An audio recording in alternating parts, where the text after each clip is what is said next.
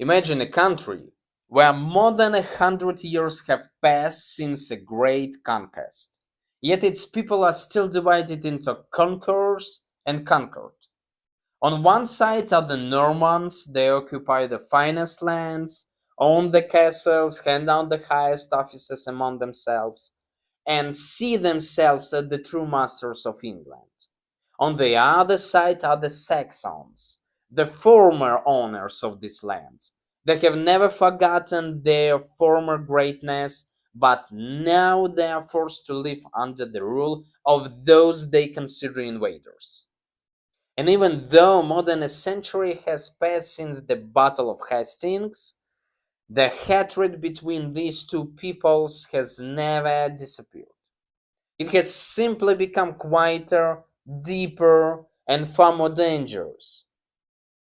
It is in this England that Sir Walter Scott's Ivanhoe begins, but the country is divided by more than just ethical, hostility.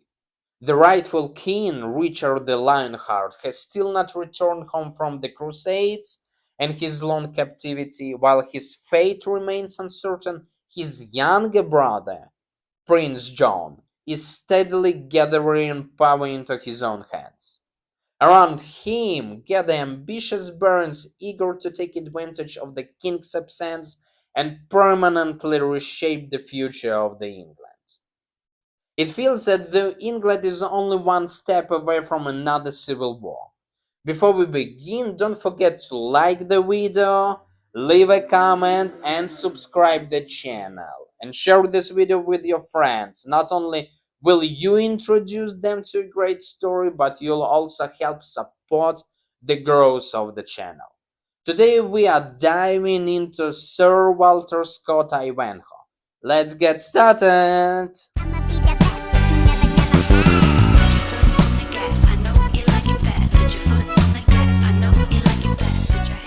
Walter Scott doesn't begin his story with kings, knights, or great battles. Instead, he takes the reader into a dense autumn forest where two servants of wealthy Saxon noblemen slowly make their way along a muddy road. One of them is Gurt, a swineherd. Around his neck is heavy iron collar, a sign that he is a serf and belongs to his master almost as much as the herd of pigs he tends. Scott makes his position unmistakably clear, describing the collar as the badge of servitude. From the very first pages, it becomes obvious that for an ordinary person, freedom is more of a dream than a right. Walking beside him is a very different man, Wamba, the jester. Formally, he is also a servant, but his weapon is not strength, it's his tongue. He constantly makes sharp remarks, laughs at his masters, and even mocks the way the world itself is ordered. The Wamba's wit Scott exposed the absurdity of many aspects of medieval English society. As they drive their herd through the forest, the two men strike up a conversation. At first, it seems like nothing more than casual chatter, but it quickly reveals one of the novel's central themes. Wamba asks why a living animal is called by the Saxon word swine, but once it reaches the table of a Norman lord, it suddenly becomes pork, using the French word instead. The same thing happens with the ox, the calf, and the deer. The Saxons raise their animals while the Norman nobles enjoy the finished meat and even call it by the words of their own language. This brief observation turns out to be far more than a simple play on words. The conquerors have taken more than just the land and political power. Little by little, they have claimed the language itself, turning it into yet another symbol of their dominance over the conquered. As the travels continue their conversation, the sky rapidly grows darker.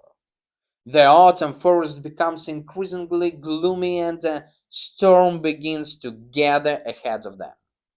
At that very moment, they notice two horsemen who are clearly searching for directions and have no intention of spending the night out in the open. This is where the chain of events begins, a chain that will soon bring knights, outlaws, kings, templars, beautiful women, and people willing to sacrifice everything for love, honor, or power into another's life. And although none of the characters realizes it yet, this chance encounter in the forest will become the very first step in a story that will change the fate of almost every one of them. Hospitality that hides hostility. The two horsemen, Gurt and Wamba, encounter in the forest turn out to be men of completely different character, even though they are traveling together. The first is a prior Aymer, dressed in luxurious robes. He enjoys fine wine, expensive clothing, and every comfort life can offer far more than the hardships of a strict monastic life. From his very first lines, it becomes clear that we are looking at a man who takes full advantage of every privilege his position provides. The second man leaves a completely different impression. He is Sir Brian de Bois-Guilbert. Yeah, Sir Brian de Bois-Guilbert, a knight of the Order of the Temple. Tall, powerful, and utterly convinced of his own invisibility. He has fought in the Crusades, is accustomed to settling disputes with his sword, and rarely doubts his own superiority. Scott portrays him as a man in whom courage exists side by side with arrogance and knightly honor shadowed by a dangerous streak of cruelty. The travelers need a place to spend the night, and the servants direct them to the estate of one of the most respected Saxons nobles in England, Celtic of Rotherwood. Cedric of Rotherwood. Celtic, yeah. Better known simply as Cedric the Saxon. It quickly becomes clear that the master of the house is no ordinary man. While most of English nobility long ago adopted the Norman language, customs, behave, and way of life, Cedric seems to be living in the past. He deliberately preserves the ancient Saxon traditions, speaks the language of his ancestors, and despises everything that reminds him of the Norman conquest. To Cedric, it has not been more than 100 years since the Battle of Hastings. To him, that war has never truly ended. He dreams of restoring the Saxons to their former greatness and firmly believes that one day his people will once again become the rightful masters of England. But there is someone else living in the household in whom Cedric has placed very special hopes. That person is the beautiful Lady Rowena. She has been raised by Cedric as his ward, but his ancestry makes her a far more important figure than she first appears. Rowena descends from the ancient royal Saxon bloodline, and that is precisely why Cedric has such ambitious plans for her future. He intends to marry her to the powerful Saxon noble Athelstan of Königsberg.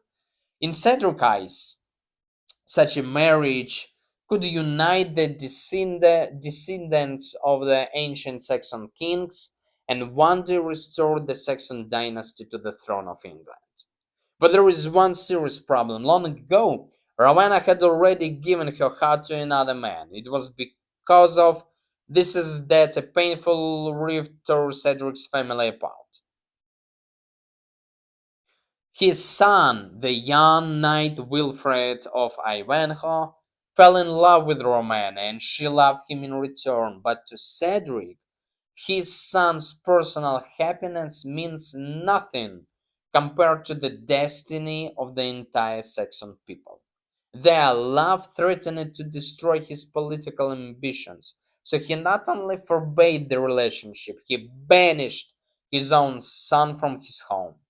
Since that day, Ivanhoe's name is rarely spoken aloud. Officially, it is almost as though he no longer exists.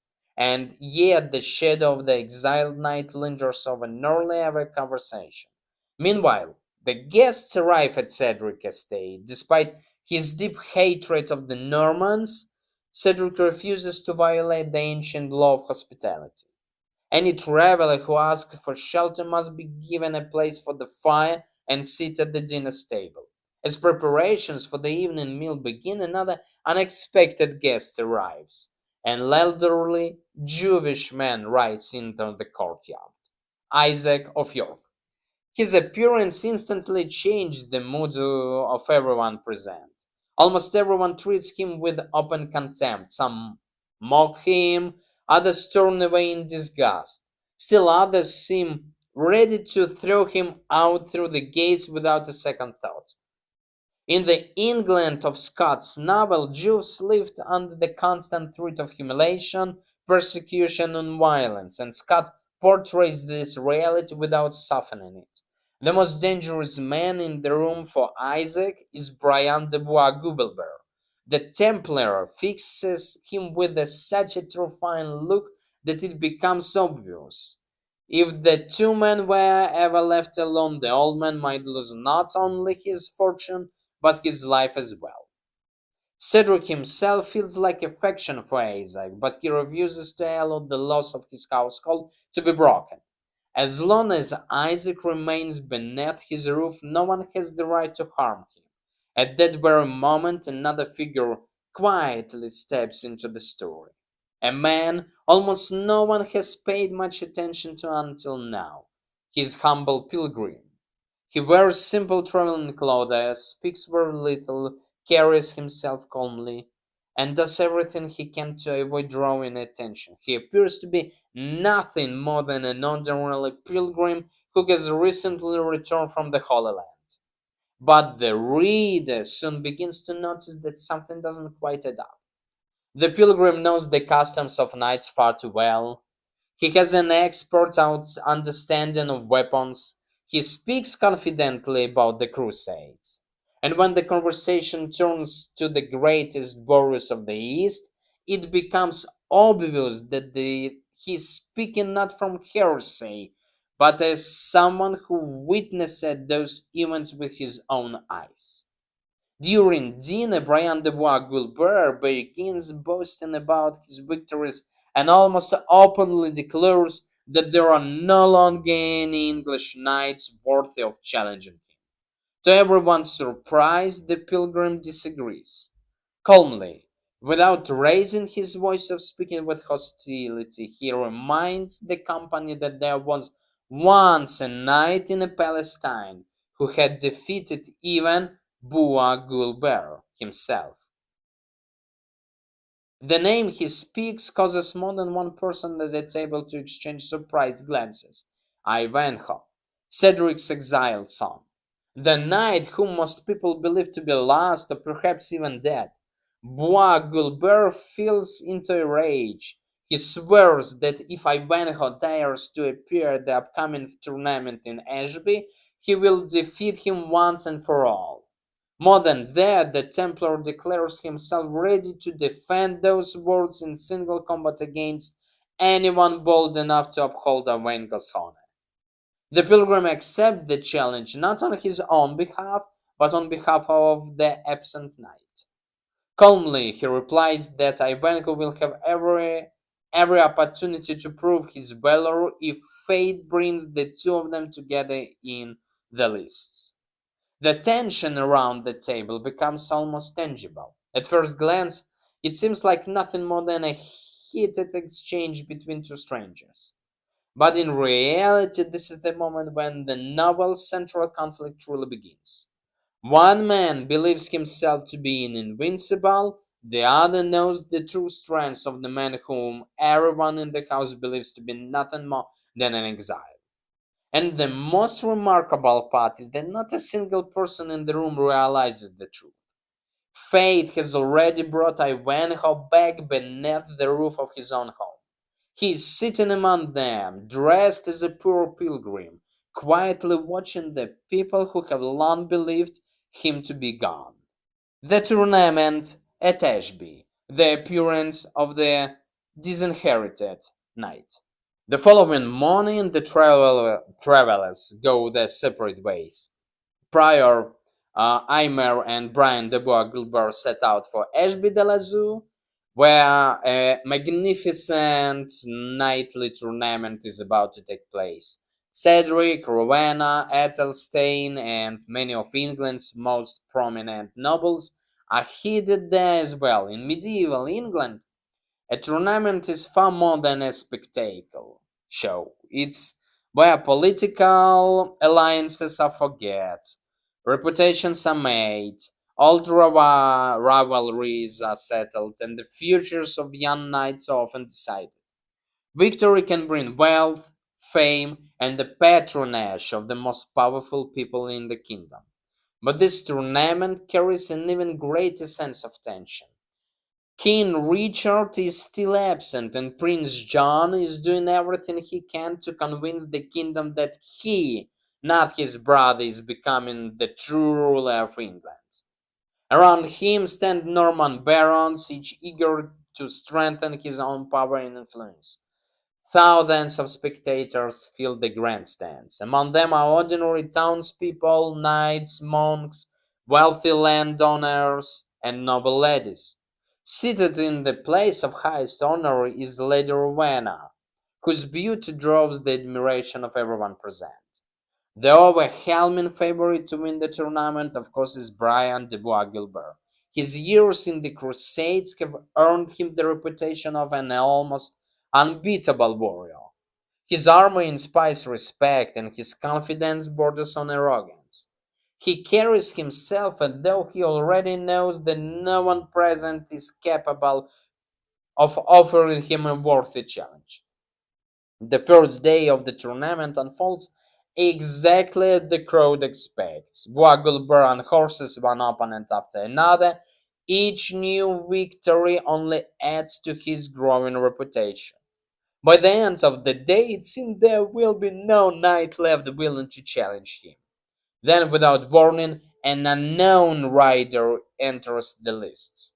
His face is hidden behind a lowered visor. There is no coat of arms on his shield that might reveal his identity or lineage. Only a single motto speaks for him: disinherited. The inscription seems strange, but to some it sounds almost like a riddle. Who is this man? Why does he conceal his name? And what could such an unusual motto possibly mean? Without the slightest hesitation, the unknown knight challenges the greatest champions of the tournament, including Brian de Bois-Guilbert himself. The crowd falls silent. Too many. It looks like sheer madness, but only moments later the impossible happens. The lances shatter in a violent collision. The horses rear high into the air, and the mighty Brian is thrown from his saddle. The crowd erupts. The knight everyone believed to be invisible has suffered his first defeat. But the mysterious challenge is not finished. One by one, he defeats the strongest knights in the tournament. His movements are precise, calm, and completely free of theatrical bravado. It is almost as though he already knows how every duel will end before it ever begins. Even Prince John cannot hide his surprise. He begins watching the mysterious champion very carefully. A warrior of such extraordinary skill could easily become a dangerous ally for his enemies, and the thought clearly troubles the prince. At the conclusion of the day's contest, the victor is granted the privilege of choosing the Queen of Love and Beauty, the highest honor the tournament can bestow.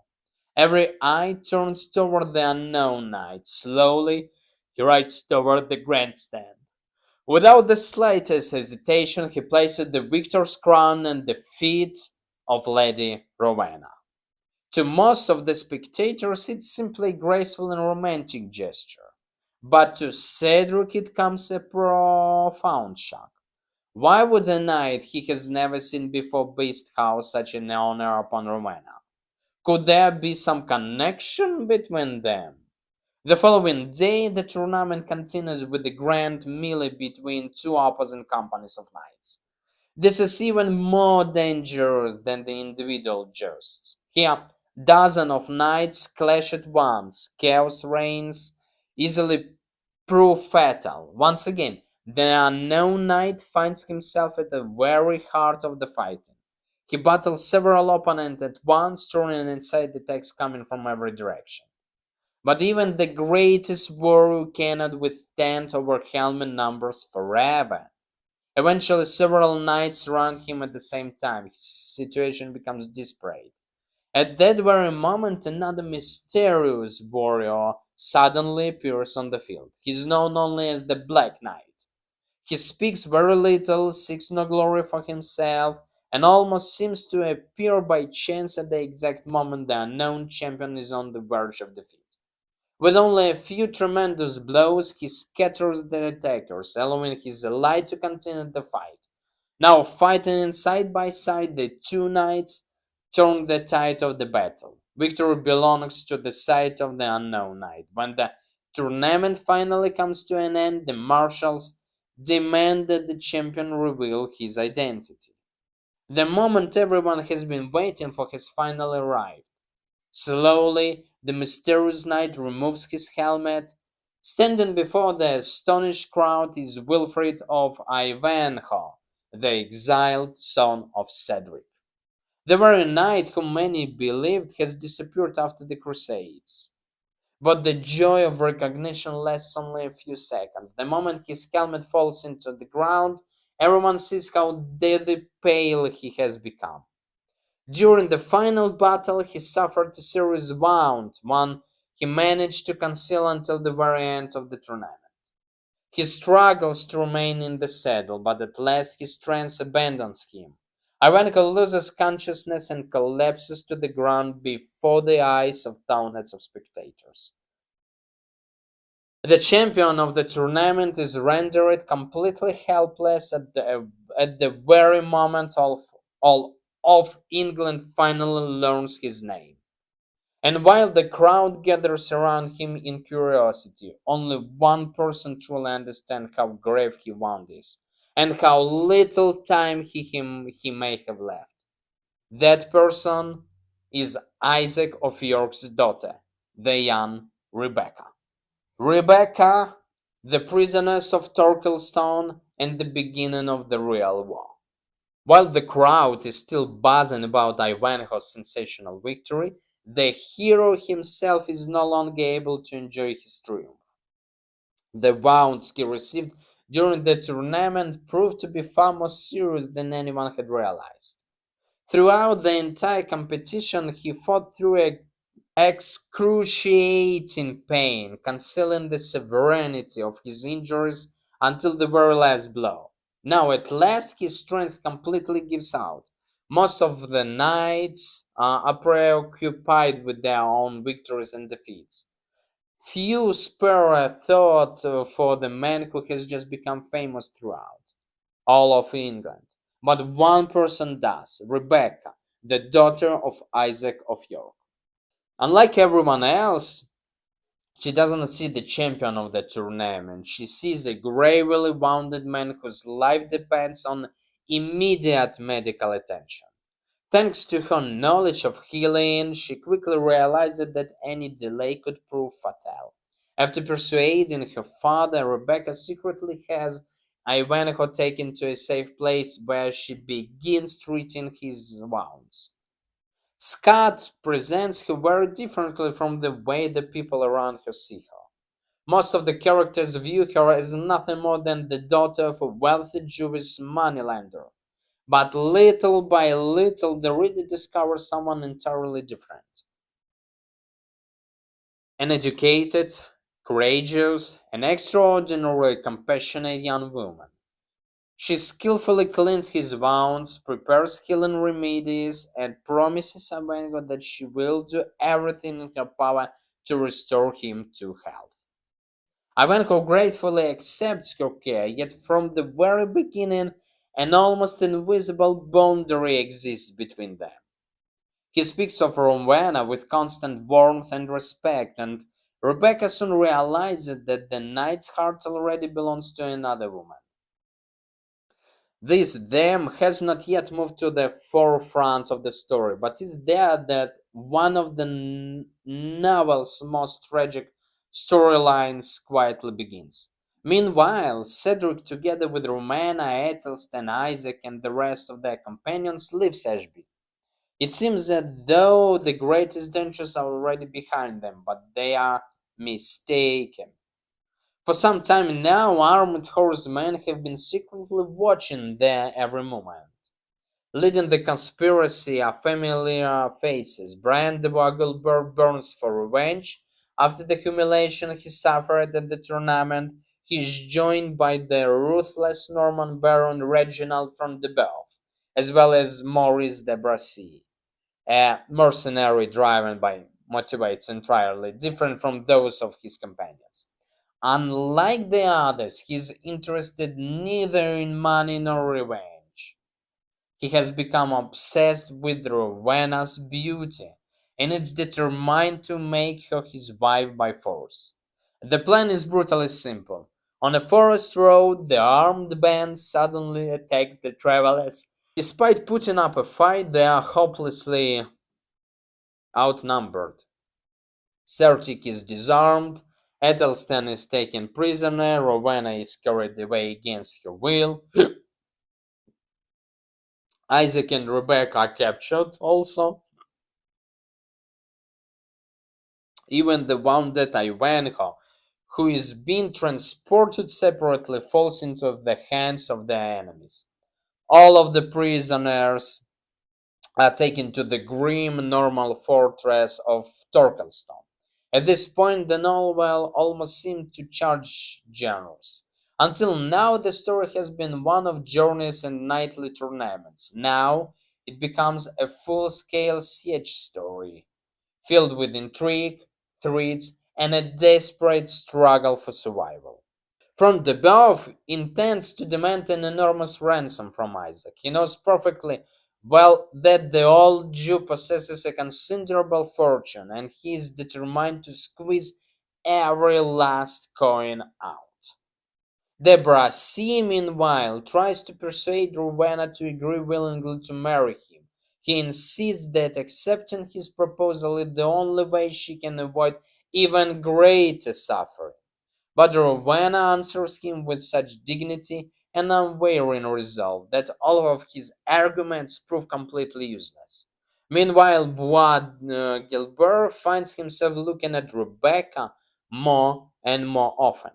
At first, it seems that, like everyone else, he sees nothing more than a wealthy captive, but gradually it becomes more obvious that the Templar has developed feelings he should never allow himself to feel.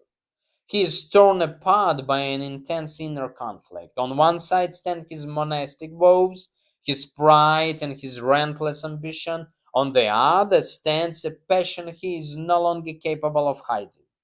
This obsession will soon lead to events that will change both of their lives forever. Meanwhile, the situation of the other prisoners grows increasingly desperate. Front de Boeuf has no intention of waiting long for his ransom. He threatens Isaac with horrifying torture if he refuses to pay. The old man realizes that he has almost no choice, yet, even more than his own life, he fears for the safety of his daughter. As for Ivan, only just beginning to recover from his wounds, he is practically helpless. He hears the fate of his friends being decided around him, yet he cannot even rise from his bed to take up his sword. It seems that all hope has been lost. But outside the walls of Torquilstone, events are already unfolding, events the castle's masters know nothing about. A handful of people managed to escape capture. Gurt, the swineherd, slipped away one, but the jester also remains free. And not far away operates the band of the famous outlaw leader Laxler, Robin Hood. The man known throughout England as an unmatched archer and a champion of the oppressed. Before long, this man will gather the forces capable of challenging the seemingly impregnable fortress.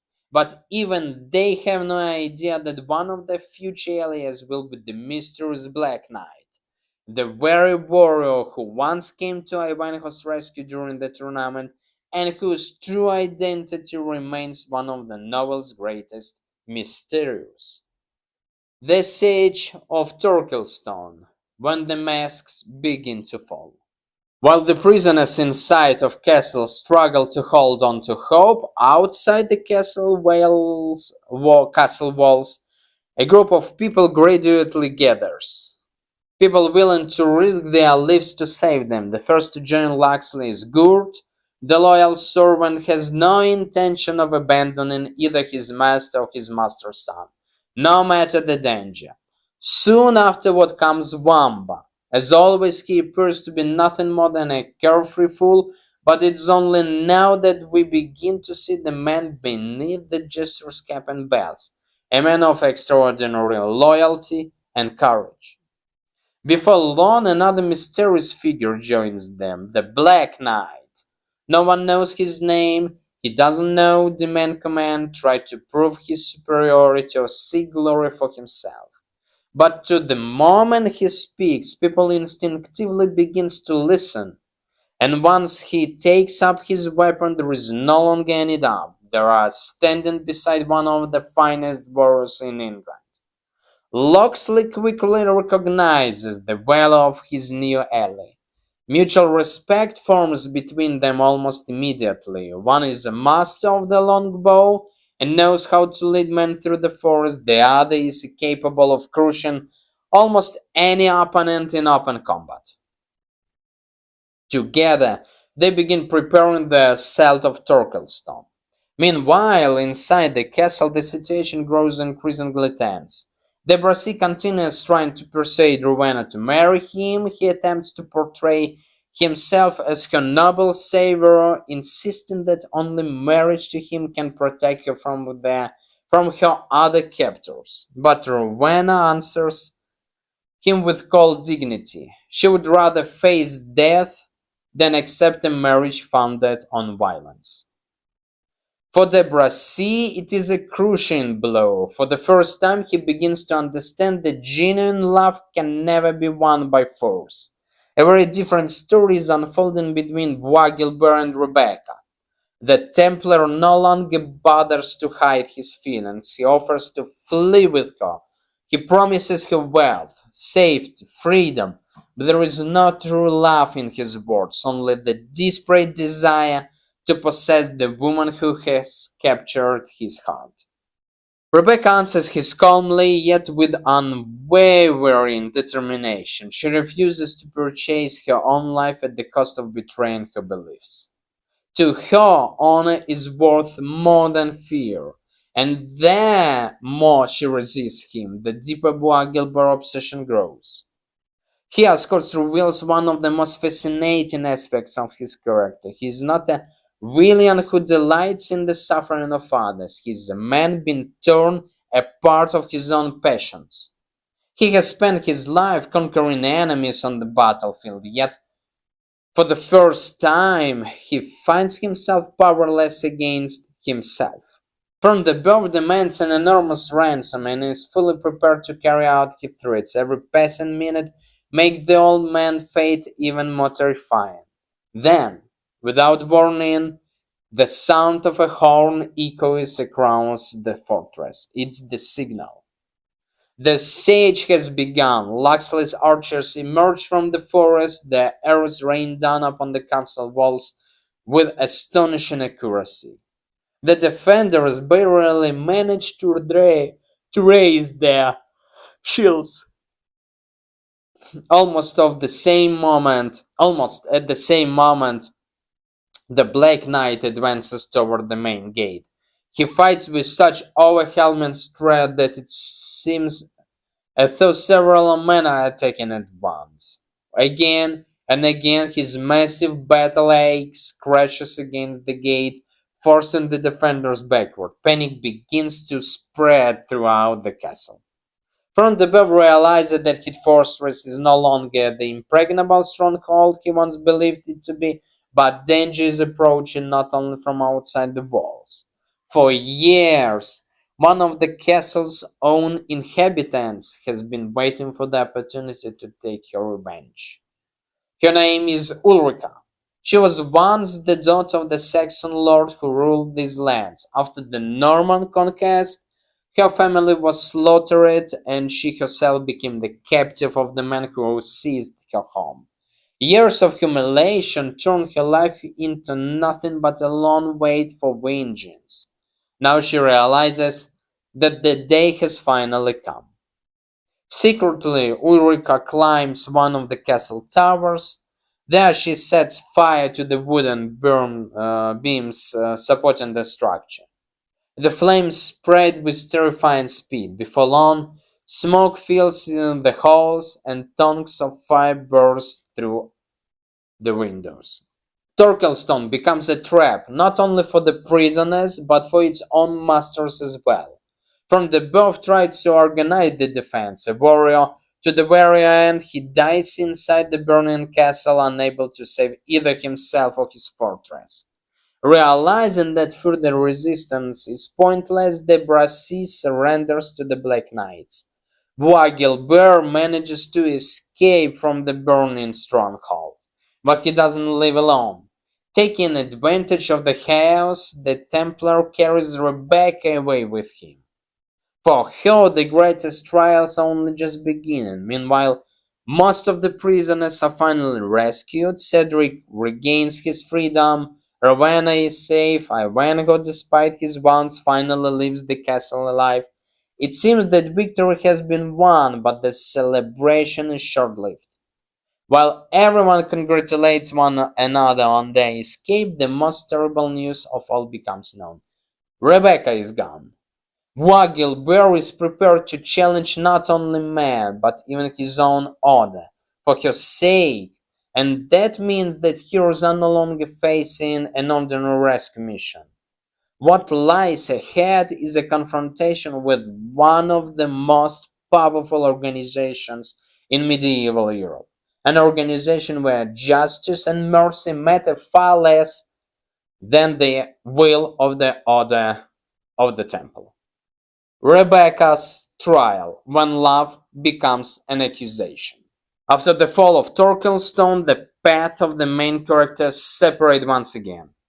Cedric is overjoyed that Rowena is alive. Athelstan, whom many had already believed to be dead, is found alive and rescued.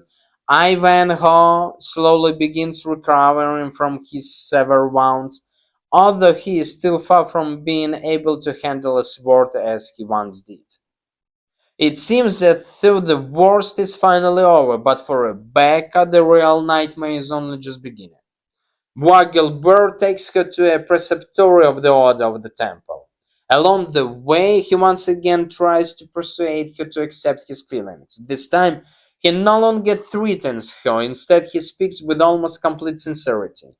Bois-Guilbert admits that he has never felt anything like this before. For Rebecca's sake, he's saying he's willing to give up power, glory, and even break the vows that have governed his entire life.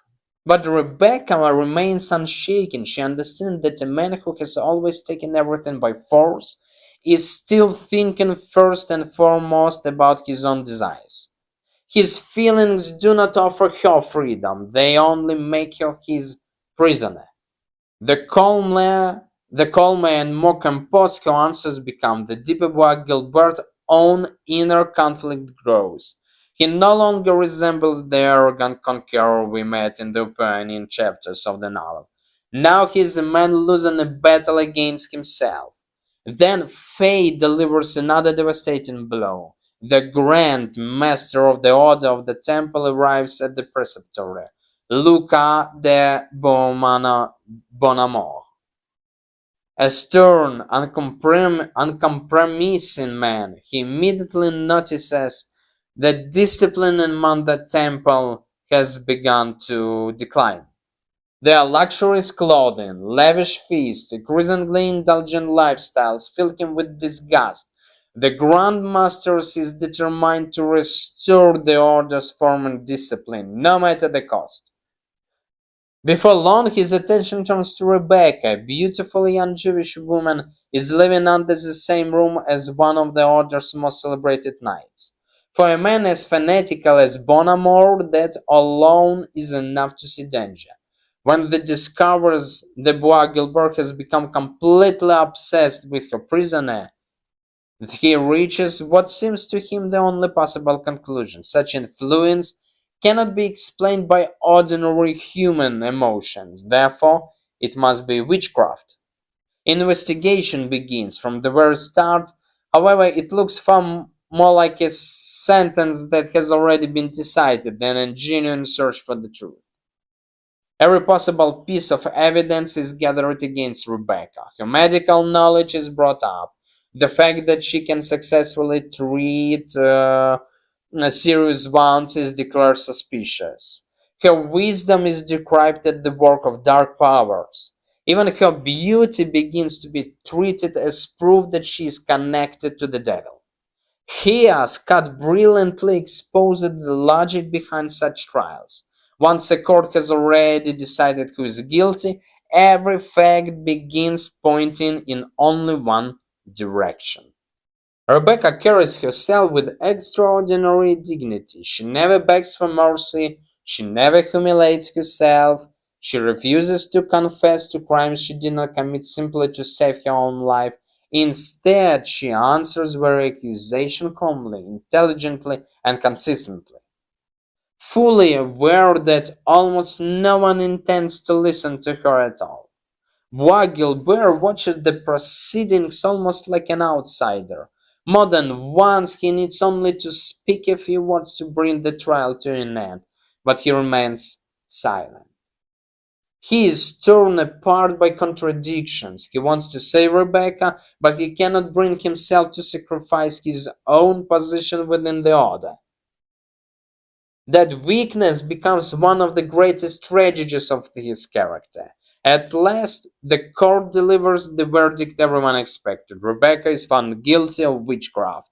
The punishment is death. But according to the laws of the time, she accused still possessed one final right. She may demand the judgment of God, a trial by combat. If a knight comes forward to fight on her behalf and wins, it will be accepted as proof of her innocence. But if no champion appears, or if her defenders defeated, the sentence will be carried out. Rebecca chooses exactly that path. She asks to be given the opportunity to find a champion willing to defend her. Many dismiss her request as nothing more than a desperate attempt to postpone the inevitable. Who would risk his life for a Jewish woman accused of witchcraft, especially when her opponent is none other than a Brian de Bois-Guilbert, the greatest warrior in all of Europe? The outcome seems almost certain. Meanwhile, news of the coming trial by combat gradually spreads across England. Eventually, it reaches Ivanhoe. But there is an enormous problem. He has not yet recovered from his wounds, okay? Even remaining in the saddle is still difficult for him. Everyone understands that if he chooses to accept the challenge, he will have to fight not only our terrifying opponent, but also his own weakened body. And now everything depends on that duel. Not only Rebecca's life, but the honor of everyone who still believes that justice is stronger than fear. The final duel. The trial that decided everything. The day of the trial by combat finally arrives. On a specially prepared field gather the knights of the Order of the Temple, members of the nobility, churches officials, and countless spectators. Everyone understands that a young woman's fate is about to be decided. Yet very few truly believe she will be saved. Rebecca is brought onto the field under heavy guard. Despite having already been sentenced to death, she carries herself with the same dignity she showed throughout the trial. No pleading, no tears, no attempt to win sympathy. She simply keeps her eyes fixed on the road where her champion is supposed to appear. But time passes, the field remains empty, the Grand Master begins declaring that the accused has failed to find a knight willing to defend her honor. According to the rules of the court, that can mean only one thing: the sentence may now be carried out. Then, in the distance, the sound of hoofbeats breaks the silence. Everyone turns, A lone rider slowly approaches. Even from afar, it is obvious that remaining in the saddle is an enormous struggle for him. His horse moves slowly, the knight himself looks exhausted. As he draws nearer, the crowd finally recognizes him. It is Ivanhoe. The news astonishes even his own friends. Everyone knows that after the tournament and the events at Torquilstone, he has still not recovered from his wounds. In truth, he has come to this duel without the strength he once possessed. The Grandmaster asks him whether he truly understands what he is about to do, and he is ready to defend Rebecca's honor. For him, this is not about love, it's about justice. He cannot stand by while the woman who once saved his life is condemned to die. Bois-Guilbert also rides onto the field. To everyone watching, the outcome seems almost inevitable. On one side states a healthy, experienced, and physically powerful Templar. On the other, a knight who has barely recovered from life-threatening wounds. But the most important battle is not taking place on the field. It is taking place inside Bois-Guilbert himself. Ever since Rebecca's arrest, he has lived in a constant inner turmoil. He loves her, he knows the accusations against her are false, he understands that this duel exists only because he lacked the courage to stand against his own order. Now he faces an impossible choice. Either kill the man defending an innocent woman, or betray everything he once believed in. The duel begins. Ivanhoe gathers what little strength he has left, while Gilbert charges, but the decisive moment comes almost instantly. Scott deliberately overturns the reader's expectations. This is not long exhausting battle where the knights exchange blows for hours. As the two riders collide, Bois-Guilbert suddenly loses all strength. He falls from his horse. At first, everyone assumes Ivanhoe's strikes killed him, but it quickly becomes clear that his fatal wound was inflicted by no enemy. He was defeated by his own passions. He was defeated by the unbearable conflict between ambition, love, pride, and overwhelming guilt proved stronger than even the body of the one of Europe's greatest warriors. Bois-Guilbert dies on the field of the combat, and so ends the journey of one of the novel's most complex characters. He was brave, a brilliant warrior, but in the end he proved incapable of conquering himself. Rebecca is officially declared innocent. The Grand Master, despite his unwillingness to admit he was wrong, has no choice but to submit to the laws of the trial. Rebecca is set free, yet the victory feels surprisingly quiet. She understands that happiness with Ivanhoe is not waiting for her. Long ago, she realized where the knight's heart truly belongs. He still loves Rowena, and nothing that has happened over the past weeks has changed that. Rebecca does not fight for the impossible. That reveals another side of her character. Her nobility. She knows how to love without demanding love in return. Meanwhile, England itself is beginning to change. King Richard steadily reclaims his throne and his authority. Many of Prince John's supporters quickly abandon their former ambitions, realizing that their political gamble has failed.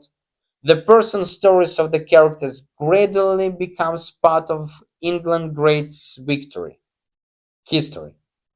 Sorry.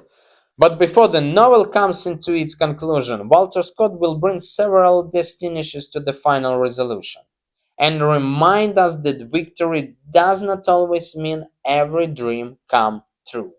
Final. The return of the king and the price of a happy ending. After the trial by combat, the story moves rapidly toward its conclusion. With the death of Brian de Bois-Guilbert, the fate of the Ivanhoe's greatest enemies come to an end. But his death also brings down an entire chain of events that began back at Cedric's home when the arrogant Templar first heard the name of the exiled knight. Rebecca finally gains her freedom. However, she understands perfectly well that there is nothing left for her in England. Despite her acquittal, the attitude toward Jews has not changed. Prejudice has not disappeared, and the trials she has endured will remain a part of her life forever. Before leaving, she meets Rowena one last time. It is one of the quietest and at the same time one of the most touching scenes in the entire novel. The reader sees two women who fate has unintentionally turned into rivals. Yet there is no hatred or jealousy between them. Rebecca sincerely wishes Rowena happiness. She understands that Rowena is the woman Ivanhoe truly loves, and she accepts this truth without trying to change anything. As a sign of respect, she gives Rowena precious jewels. Rowena thanks her for everything she has done for Ivanhoe. It is a farewell between two noble souls who do not need to hide their feelings behind beautiful words. After this, Rebecca leaves England together with Isaac. Scott doesn't describe their future in detail, but the reader understands the most important thing. Even innocence proven in a trial by combat cannot defeat human prejudice. Meanwhile, events take a place that the entire country has been waiting for. King Richard the Lionheart finally restores his authority, Prince John's ambitions collapse, the barons who had recently supported the rebellion hurry to swear loyalty to the rightful monarch, the threat of a new civil war gradually disappears. For Cedric, these events also become a turning point. For many years, he lived with the dream of restoring an independent Saxon kingdom. He hoped to bring back the past as if a century of Norman rule had never existed. But everything he had experienced forces him to see England differently. Cedric finally understands that endless hostility between Saxons and Normans will never bring peace to the country.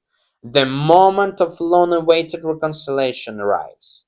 He finally forgives his son, the exile is over, Ivanhoe once again became part of his family. Now the final obstacle to his happiness disappears as well. Cedric no longer objects to marriage between Ivanhoe and Rowena. The love that once became the cause of a family conflict finally received the chance for a happy ending. Soon Ivanhoe and Rowena become husband and wife. For the characters, this marks the end of a long journey filled with wars, exile, betrayal, and deadly danger. But Walter Scott does not end the novel with the wedding celebration alone. The final pages invite the reader to think about something deeper. Good truly triumphs. The rightful king returns to the throne, the lovers are united, the villains are punished. However, not every worthy person receives happiness. The clearest example is Rebecca. She was the one who saved Ivanhoe after the tournament. She was the one who showed courage when many knights lost their composure. She was the one who endured captivity and unjust trial and the death sentence with incredible strength. Yet her reward is not love or peaceful life. Instead, she is forced to part from the man she loves and leave the country where she was never truly accepted. That is why many generations of readers have considered Rebecca one of the strongest and most tragic characters in the entire novel. By the final pages, it becomes clear that the true victory is not only about winning battles. Ivanhoe proved his courage in tournaments and on the battlefield. Richard regained his crown. Cedric managed to overcome years of hatred. But the hardest victory of all is the victory over oneself. Some characters were able to achieve it, others, like Brian de Bois-Guilbert, lost precisely this final battle. Perhaps this is why Ivanhoe remains more than just a novel about knights. It's the story about honor and loyalty, love and duty, national hatred and reconciliation. It is a story about how human choices can change the fate not only of one person but of an entire country. And almost 2 centuries after its publication, these questions remain just as relevant as they were in the time of Walter Scott. If you enjoyed this analysis, leave a like for this breakdown, share your thoughts in the comments, and of course subscribe the channel. See you next time. Goodbye.